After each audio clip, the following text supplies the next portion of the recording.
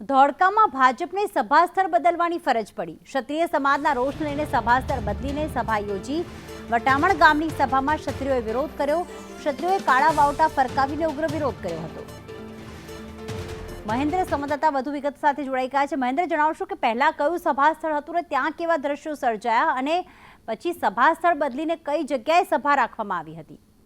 જી, ચોક્કસ જણાવી દઉં કે અત્યારે જે પરસોત્તમ રૂપાલાએ ક્ષત્રિય વિરુદ્ધ કરેલ ટિપ્પણીના કારણે ગુજરાતભરમાં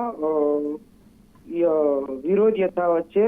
ત્યારે ધોળકાના વટામણ ગામે મોદી પરિવારની સભા યોજાવાની હતી ગામમાં, પરંતુ ક્ષત્રિય સમાજના લોકોએ વિરોધ નોંધાવ્યો હતો।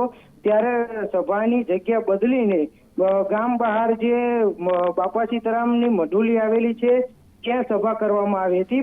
અને સભાનો વિરોધના ડરના કારણે સભામાં વિલંબ કરાવ્યો હતો અને સભા યોજાઈ હતી અને પોલીસનો કાફલો ઘટના સ્થળે ખડકી દેવાયો હતો। ગામમાં વટામણ ગામે ખડકી દેવાયો।